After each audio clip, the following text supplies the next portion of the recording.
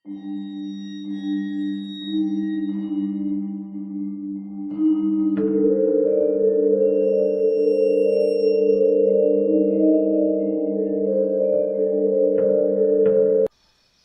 වගේ පහසුකම් කිසිවක් නොතිබුණු අතීතයේ ලංකාවේ ඈත ගම්මාන සම්පූර්ණයෙන්ම වගේ කැලෑවෙන් වට වෙලයි තිබුණේ. විදුලිය නැතිකම නිසා ඉර බැහැගෙන ගිය වහාම මුළු ගමම එකම ඝන අන්ධකාරයක ගිලිලා යනවා. කුප්පි ලාම්පුවක එහෙම නැත්තම් හුළු අත්තක එළිය හැරෙන්නට වෙනත් ආලෝකයක් නැහැ. මේ අඩ අඳුර නිසා ගස්වල හෙවණැලි පවා පෙනෙන්නේ අමූතුම යක්ෂ රූප වගේ. මේ නිහඬියාව මැද ඇහෙන්නේ රැහැයියන්ගේ සද්දේ. බකමුන්නන්ගේ හඬ හෝ කලාතුරකින් ඇසෙන උලමෙකුගේ බියකරු කෑගැසීමක් විතරයි. මෙවැනි පරිසරයක් නිතරම මිනිසුන්ගේ සිත් තුළ යම්කිසි බියක් සහ අනාරක්ෂිත බවක් ඉබේම ඇති කරනවා. ගුණදාස සහ සුමනාවතී කියන්නේ සාමාන්‍ය ගැමි යුවලක්. ඔවුන් ජීවත් වුණේ වටේටම ඝන කැලෑවෙන් වටවුණු කටුමැටි ගහලා හදාගත්තු කුඩා පැලක. ඒ වෙද්දී ඇය සිටියේ තමන්ගේ කුළුඳුල් දරුවා බිහි වෙනතුරු දැඩි අපේක්ෂාවෙන්. සාමාන්‍යයෙන් පවුලකට පළමු දරුවා එනවා කියන්නේ නිවසට මහා සතුටක් ගෙනෙන කාරණාවක්. දරුවෙකුගේ සිනා හඬින් ඒ මැටි ගෙපැල ආලෝකමත් වේවි කියලා ඔවුන් ගොඩාක් බලාපොරොත්තු තියාගෙන හිටියා. දරුවෙක් කුසට ආවහම අම්මා කෙනෙකුට දැනෙන්න ඕන සතුටක් සහ ප්‍රබෝධමත් බවක් වුණත් සුමනාවතීගේ මේ ගැප් ගැනීම ආරම්භයේ ඉඳන්ම සිද්ධ වුණේ ඊට හාත්පසින්ම වෙනස් දේවල්. ගැප් ගත්ත දා සිට ඔවුන්ගේ මිදුලට නිතරම කපුටන් බස්සන් වගේ සත්තු ඇවිල්ලා අසුබ හඬින් නාද කරන්නට පටන් ගත්තා. රාත්‍රියට නිවස අවට ගැවසෙන බල්ලන් කිසිවෙකු නොමැති අඳුර දිහා බලාගෙන අමූතුම විදිහකට උඩු පුරලන්නට වුණා. ගැමි විශ්වාසවලට අනුව මේක අමනුෂ්‍යයන්ගේ ගැවසීමක් සනිටුහන් කරනවා. ගෙදර ඇතුලේ ඉන්නකොට විශේෂයෙන්ම කළුවර වැටීගෙන එනකොට කවුරු හරි නොපෙනෙන කෙනෙක් Taman දිහා බලාගෙන ඉන්නවා වගේ හැඟීමක් සුමනාවතීට නිතරම දැනුණා. සාමාන්‍යයෙන් ගෙදරක තියෙන ප්‍රසන්න බව නැති වෙලා නිතරම දුර්ගන්ධයක් හරි සීතල গুপ্ত ස්වභාවයක් නිවස පුරාම පැතිරිලා තිබුණා. ගමේ අය පවා මේ ගෙදරට එන්න මැලිකමක් දැක්වුවේ ඒ නිවසින් නිකුත් වුණු ඒ ඍණාත්මක බලපෑම නිසායි. ඒ හැම දෙයකටමත් වඩා පුදුම සහගත දේ වුණේ සුමනාවතීට තිබුණු දොළ දුක. ඕනම මස් වර්ගයක් ලේ පෙර අමුවෙන් ආහාරයට ගන්න හිතෙන පුදුමාකාර කෑදරකමක් සුමනාවතීට ඇති වුණේ දරුවා බඩට ඇවිත් දෙපෝයක් ගෙවෙනවත් එක්කමයි. Taman නිදාගෙන ඉන්නකොට කටුමැටි බිත්තිය දිගේ බඩගාන හූනෝ කැරපොත්තු පවා දැක්කොත් සුමනාවතීගෙන් බේරෙනවා බොරු. උඩ පැනලා බැරිනම් ඉලපතෙන් පහර දීලා හරි උන්ව බිම දාගන්නා සුමනාවතී කාටත් හොරෙන් දොර මුල්ලක් අස්සට වෙලා ඒ භෝජනය තල්ලු මරමරා රස විඳින්න පුරුදු වෙලා හිටියා. සමහර අවස්ථාවල මේ දර්ශනය ගුණදාසත් නොදුටුවම නෙවෙයි. දුටුවත් තමන්ගේ උගුරට එන ඔක්කාරයේ වළක්වාගෙන අපහසුවෙන් ඉවසාගෙන හිටියේ තමන්ගේ බිරිඳ ගැබිනියක් නිසාත් ඒ කාලයට එන දොළ සංසිඳවීම නොකළොත් එය කුස තුල සිටින දරුවාට නරක විදිහට බලපාන බව අසා තිබුණු නිසාත්. සුමනාවතීට නිතරම දැනුනේ මහන්සියක්. ඒ වගේම රැට නින්දෙන් ඇය එකවරම කෑ ගහගෙන අවදි වුණේ බියකරු හීන දැකලයි. ඇය නිතරම දැක්කේ ගෙදර කුස්සියේ ලිප් බොක්කෙන් කළු පාට දුම් රොටුවක් ඇවිත් තමන්ගේ ඇඟ වටා එතෙනවා වගේ හීන. ඊටත් වඩා බියකරු දේ වුණේ ගැප්ගත්ත දා ඉඳලම මේ නිවස අවට රාත්‍රියට බල්ලන්ගේ උඩුබුරන හඬ සහ බස්සන්ගේ මූසල හඬ නිතරම ඇහෙන්නට වීමයි. දිනෙන් දින සුමනාවතීගේ පෙනුම පවා වෙනස් වෙන්නට වුණා. ඇගේ ඇස් යට කළු පැහැගැන්වී කම්මුල් වල ගැසී හකු පාඩා ඉලිප්පී ගියා. ගමේ වැඩිහිටියන් කිව්වේ මේ ගැබට මොකක් හරි අමනුෂ්‍ය දෝෂයක් වැටිලා කියලයි. ඒත් ගුණදාස ඒ කතා විශ්වාස කළේ නෑ.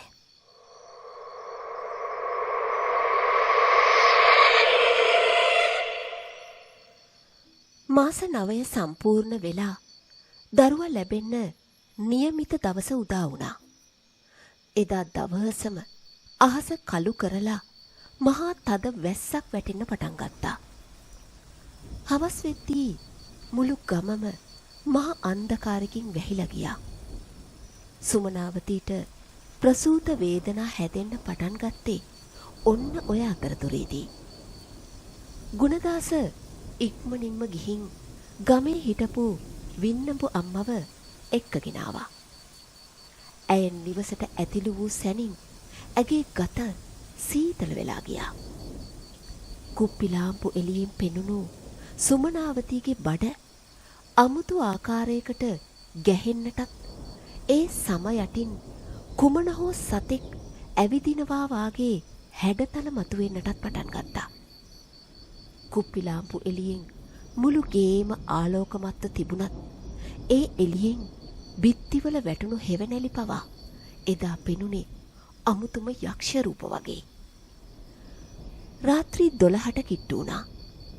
සුමනාවතීගේ වේදනාව දරා ගන්න බැරි තරම් වැඩි වුණා. ඇය වේදනාවෙන් කෑ ගැසුවත් ඒ කෑ ගැසීම සාමාන්‍ය දරු ප්‍රසූතියකදී ඇසෙන හඬට වඩා භයානක සතෙකුගේ විලාපයක් වගේ දෝංකාර දුන්නා. වින්නඹු අම්මා දාඩිය පෙරාගෙන දරුවා බිහි කරන්න සුමනාවතීට උදව් කරා. දිරිගැන්නුවා. එකපාරටම මහා හඬින් අකුණක් පිපුරුවා. මුළු ගේම දෙදරලා ගියා. ඒ සමගම කුප්පි ලාම්පුව නිවිලා ගිහින් නිවස තද අන්ධකාරයක ගිලුණා. ඒ අන්ධකාරය මැදින් කිසිම දිනක අසා නොතිබුණු ආකාරයේ කන් අඩි පුපුරන සුළු බිහිසුණු කෙඳිල්ලි හඬක් සුමනාවතීගේ මුවින් පිට වුණා. පපත්තු කොරාපන් විජහට ඔය ලාම්පුව පත්තු කොරාපන් ගුණදාස. වින්නඹු අම්මා බයෙන් කෑ ගැහුවා. ගුණදාස වේවුලන අත් දෙකෙන් ලාම්පුව පත්තු කරනකොටම සුමනාවතී දරුවා බිහි කළා. නමුත් පුදුමේ කියන්නේ දරුවාගේ කිසිම හැඬුම් හඬක් ඇහුනේ නැහැ. කාමරේ ඇතුලේ තිබුණේ හරීම බය හිතෙන නිහඬියාවක්. වින්නඹු අම්මා දරුවා දිහා බලාගෙන එක පාරටම පපුව අල්ලගෙන පස්සට වීසි වුණා. සීවරන් දෙයි හාන්දරුවනේ මේ මොන විපත්තියක්ද මේ ගුණදාස! ඇයට කෑ ගැහුණා. ගුණදාස ඉක්මනින් කාමරයට දුවගෙන ආවා. ඇඳ මත වැතිරිලා හිටපු සුමනාවතී සිහි මුර්ජා වී සිටි අතර ඇය අසල සිටි දරුවා දුටු ගුණදාසට හුස්ම ගන්නට පවා අමතක වුණා. ඒ ඉපදිලා හිටියේ සාමාන්‍ය මනුෂ්‍ය දරුවෙක් නෙවෙයි. දරුවගේ ඇඟ පුරාම අමුතු කළු පාට ලොම් වගේ දෙයක් වැවිලා තිබුණා. ඔළුව සාමාන්‍ය ප්‍රමාණයට වඩා විශාලයි. ඇස් රතු පාටින් දිලිසෙනවා. ඒවා ටිකක් එළියට පැනලා තිබුණා. ඒ මූණේ තිබුණේ අලුත උපන් දරුවෙක්ගේ අහිංසකකමක් නෙවෙයි. අවුරුදු 100 ගාණක් වයස ඇති ක්‍රූර යක්ෂයෙකුගේ වගේ බියකරු පෙනුමක්. දරුවගේ කටේ තියුණු දත් පවා මෝදු වී තිබෙන ආකාරයක් පේන්නට තිබුණා. ඒ යක්ෂ දරුවා කලේ තමන්ගේ තියුණු දෑස් වලින් ගුණදාස දිහා බලලා අමුතු ගොරෝසු හඬක් පිට කිරීමයි. ඉන්පසු වෛද්‍ය විද්‍යාවට හෝ සෝබා දහමට එකඟ නොවන ආකාරයෙන් ඒ බිලිඳා තනියම ඇඳ උඩ වාඩි වෙලා තමන්ගේ පෙකණි වැල තමන්ගේම දත් වලින් හපලා කඩලා දැම්මා. ගුණදාසට දැනුනේ තමන්ගේ සිහිය විකල් වේගෙන එන බවක්. අලුත ඉපදුණු ඒ යක්ෂ දරුවා එක පාරටම අමෝතු විදිහට ඇඹරිලා ඇඳ උඩ කකුල් දෙකෙන් හිටගත්තා. ඒක කිසිසේත්ම වෙන්නට බැරි දෙයක්. ඒත් මේ දරුවා කිසිම අපහසුවක් නැතුව රතු පාට ඇස් දෙකෙන් ගුණදාස දිහයි සිහි මුර්ජ වෙලා හිටිය සුමනාවතී දිහයි බලලා ඇඳෙන් පැනලා කාමරෙන් එළියට ඇවිදගෙන ගියා. දරුවාගේ ඇවිදීම අමෝතුම රිද්මයකටයි පේන්න තිබුණේ. ගුණදාසටවත් වින්නපු අම්මටවත් කතා කරගන්න බැරි තරමටම බයෙන් ගල් වෙලා වගේ හිටියේ. දරුවා කෙලින්ම ගියේ කළුවර කුස්සියට. කුස්සියේ තිබුණේ එදා උයලා ඉවර වුණු තාමත් රස්නේ තියෙන අලු පිරුණු ලිප්පොක්ක. විරූපි දරුවා කිසිම සද්දයක් නැතුව ගිහින් ඒ උණුසුම් අලුගොඩ මැද්දේ වාඩි වුණා. අලුගොඩේ වාඩි වෙලා එක පාරටම උඩ බලාගෙන අමුතු හුස්මක් හෙළුවා. ඒත් එක්කම මුළු ඇඟම අප්‍රාණික වෙලා ලිප් බොක්කේ අලුගොඩ උඩම මරණයටපත් වුණා. මුළු කුස්සිය පුරාම පැතිරිලා ගියේ මස් පුළුටු ගඳක්.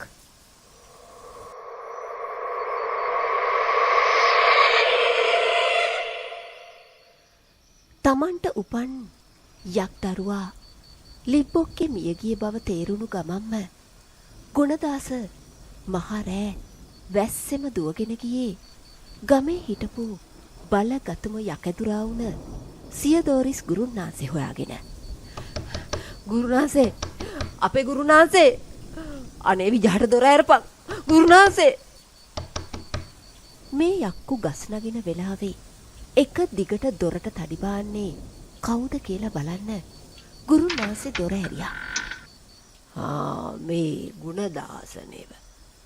මොකෑ බොල මේ තොට දෙයියන්ගේ හාල් කැවිලා හේලා තෝනි දෙන්නේ මේ හැටි. අනේ ගුරුනාන්සේ මයි අඹුවක් පැටියෙක් වද අපි දෑහින් බලන්ට බැරි තරම් භයානක විරූපි පැටියෙක් වෙච්චි. හේක උපන් හැටියේ ඇවිදාන ගොහින් ලිබ්බොක්කේ උණු අලු පල්ලේ läගහිට පරාණහවර වෙච්චි. මයි අඹු සිහියක් පතන්න නැතු වැදුන්ගේ දපාන හිටින්නේ. අනේ පින් ඇති අපේ ගුරුනාන්සේ සුනංගු නොවි ඩිංගිත්තක් ඇවිදින් හිට මේ සංගෙඩිය මොකක්ද ඈ බලාපන්.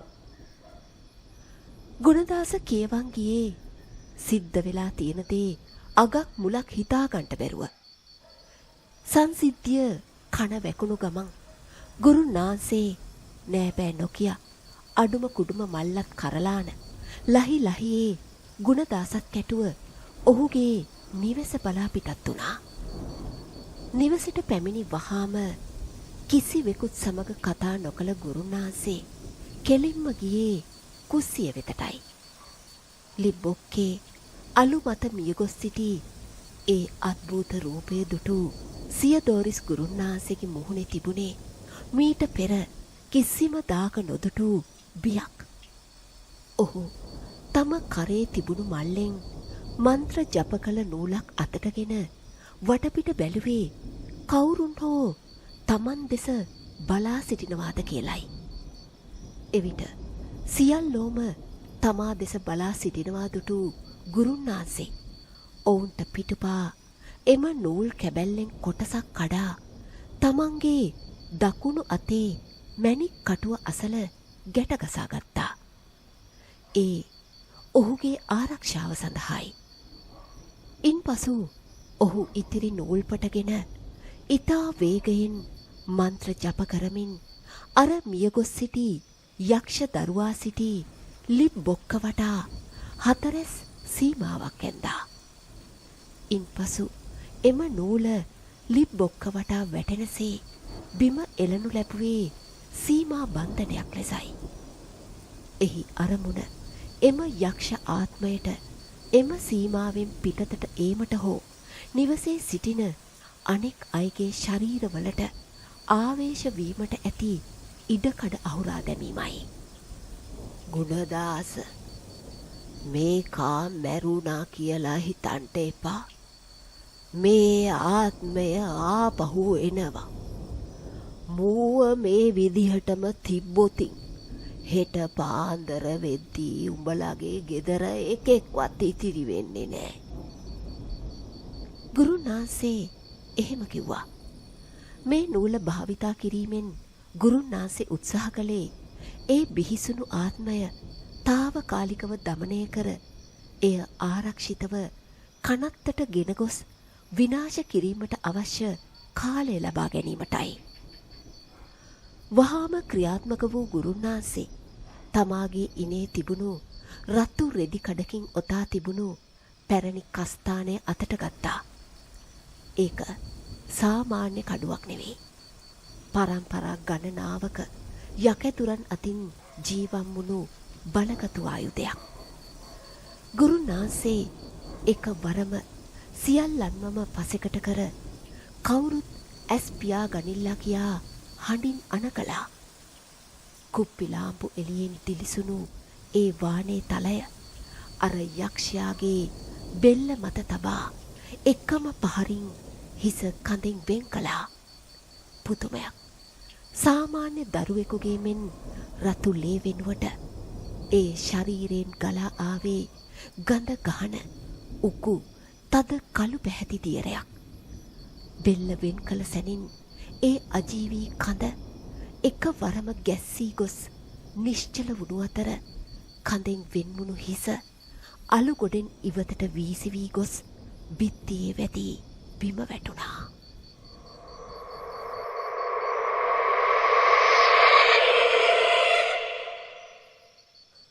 ගුරුනාන්සේ දීපු උපදෙස් විදිහටම ගුණදාසත් තවත් මිනිසෙකුත් මල සිරුර පාළු කනත්තට ගෙන ගියා. මහ වැස්සෙම අලුත් සොහොන් වලක් කැපූ ඔවුන් ගුරුනාන්සේ කිව්ව විදිහටම මුලින්ම කඳ වල දමා ඒ කඳේ පපුව මත කැපූ හිස තබා පස් දමා තද කළා. පපුව උඩින් ඔළුව තියලා වල වැහුවාම ආත්මයට කඳට රිංගන්න බැහැ කියන එක ගුරුකම් කරන අයවලුන් අතර විශ්වාසයක් තිබුණා. ගෙදර ඇවිත් හැමෝම හිතුවේ දැන් කරදරේ ඉවරයි කියලා. සුමනාවතීට බෙහෙත් කරලා ඇයව නිදා ගන්නට ඉඩ සැලැස්සුවා. එදා රාත්‍රිය උදා වුණා. ගෙදර හැමෝම මහන්සිය නිසා තද නින්දකට වැටුණා.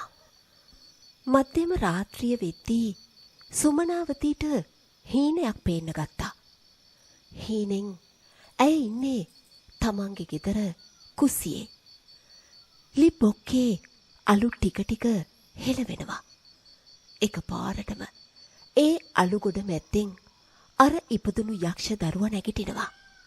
හැබැයි එයාගේ බෙල්ල කපල නිසා ඔළුව තියෙන්නේ අත් දෙකෙන් අල්ලගෙන. ඒ රතු පාට ඇස් දෙකෙන් සුමනාවතී දිහා බලාගෙන බෙල්ල නැති කඳෙන් අමුතු ගෙරවුම් සද්දයක් කරමින් දරුවා ඇය ඉන්න දිහාට ඇවිදගෙන එනවා. මාව ඇයි වලලන්ඩ දුන්නේ? මම එනවා. එහෙම කියලා ගොරෝසු හඬකින් ඒ යක්ෂයා කියනවා ඇයට ඇහුණා. සුමනාවතී මහා හයියෙන් කෑ ගහගෙන නින්දෙන් අවදි වුණා. ඇගේ කෑ ගැහිල්ලට ගුණදාසත් ඇහැරුණා. මුළු ඇඟම දාඩියෙන් නෑවිලා. එළියෙන් තිබුණේ අමුතු නිහඬියාවක්. බල්ලෙක්වත් බිරුවේ නෑ. පහුදා පාන්දර ඉර පායනකොට ගුණදාස මිදුලට බැස්සේ ගුරුන් වහන්සේව ආයෙත් හම්බ වෙන්න යන්න ඕන කියලා හිතාගෙන. ඊට පෙර මිදුල ඩෙංගිත්තක් අතුගාන්න ගිය ගුණදාසට දැනුනේ කවුරු හරි කෙනෙක් Taman දිහා බලාගෙන ඉන්නවා වගේ හැඟීමක්. ඔහු වටපිට බැලුවා. මොකුත් විශේෂයක් නැහැ. එක පාරටම ඔහුගේ ඇස් ගියේ මිදුලේ කෙළවරේ තිබුණු උස පුවක් ගහේ මුදුනට. ගුණදාසගේ හුස්ම හිර වුණා. කකුල් පණ නැතුව ගියා.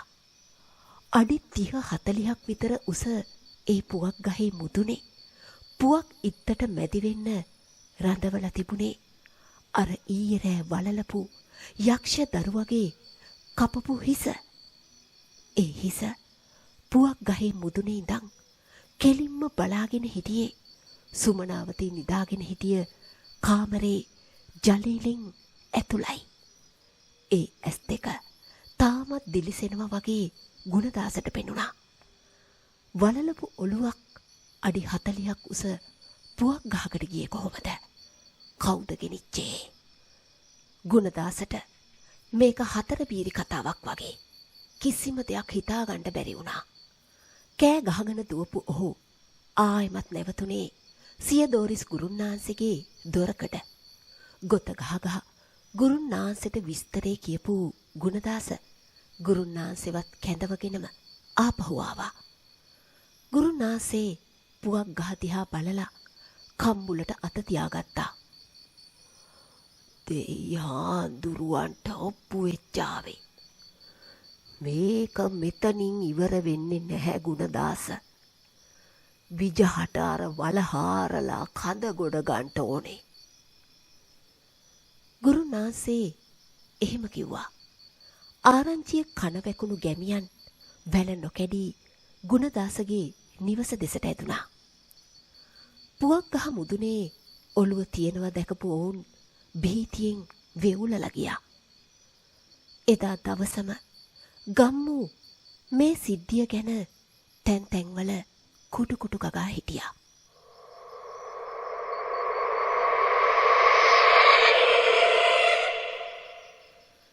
මේ අතර ගුණදාසයි සියදෝරිස් ගුරුන්නාන්සේයි තවත් ධෛර්යවන්ත ගැමියන් දෙදෙනෙකුයි කනත්තට ළඟා වෙනකොට වෙලාව පාන්දර 3ට විතර ඇති. සාමාන්‍යයෙන් පාන්දර කාලයේ තියෙන සිරියාව වෙනුවට එදා පරිසරයේ පුරාම තිබුණේ අමුතුම පීඩාකාරී බවක්. ඔවුන් ඊයේ රාත්‍රියේ දේහය වල දැමූ ස්ථානයට ළඟා වන විට එහි තිබූ දසුනෙන් සියල්ලන්ගෙම ලේ වතුර වෙලා ගියා. අලුත් සොහොනේ පස් අවුස්සලා දාලා. සාමාන්‍යයෙන් මෘත දේහයක් වල දැම්මහම පස් තද වී තිබිය යුතුයි. නමුත් මේ සොහොනේ පස් තිබුණේ හරියට වල ඇතුලේ හිටි කෙනෙක් පස් හාරගෙන මතුවීමට උත්සාහ කර ඇති ආකාරයට විසිරී යමින්. පිරිස ඉක්මනින් වල පරීක්ෂා කළා. වල ඇතුලේ කඳ විතරක් තිබුණා. හැබැයි ඒ කඳ නරක් වෙලා තිබුණේ නෑ. වලලන විට තිබුණු ප්‍රමාණයට වඩා යක්ෂ දරුවාගේ අත් සහ කකුල් අඟල් කීපයක් දික් වී තිබුණා. ඒ අත්වල නියපොතු පවා තියුණු ලෙස වැවී තිබුණු අතර ඒවායේ පස් තැවරී තිබුණා. ගුරුන්නාන්සේගේ උපදෙස් පිට දර ගොඩක් ගහලා සොහොන් පොලේම දරසෑයක් හැදුවා. නැවත ගොඩගත් කඳත් පුවක් ගහෙන් බිමට දාගත්ත ඔළුවත් ඒ සෑය උඩින් තියලා භූමිතෙල් දාලා ගිනි තිබ්බා. ගුරුන්නාන්සේ පැය ගාණක් මන්තර ජප කර කර ඒ මලකඳ සම්පූර්ණයෙන්ම පිච්චෙනකම් බලාගෙන හිටියා. ඒ මිනිය පිච්චෙනකොට ගින්නෙන් ඇහුනේ මහා විලාපයක්. අන්තිමට ඒ සම්පූර්ණ දේහයම අළු වෙලා ගියා. ගුරුන්නාන්සේ ඒ අළු ටිකත් එකතු කරලා මැටි මුට්ටියකට දාලා ජප කරලා ගුණදාස අතට දුන්නේ ගමෙන් පිට ගඟකට ගිහින් දාන්න කියලා. ගුණදාසත් ගුරුන් වහන්සේ කියපු විදිහටම කරා. ඊට පස්සේ තමයි ඒ නිවසටත් ගමටත් තිබුණු ඒ බියකරු යක්ෂ දෝෂය සම්පූර්ණයෙන්ම ඉවත් වුණේ. කාලයකට පස්සේ සුමනාවතීට නිරෝගී සාමාන්‍ය දරුවන් ලැබුණා. ඒත් එදා ඒ ඉපදුණු යක්ෂ දරුවා ගැන කතාව ගමේ වැඩිහිටියන් අතරේ රහසක් විදිහට මහ රෑට කතා කරන බියකරු මතකයක් විදිහට අදටත් ඉතිරි වෙලා තියෙනවා.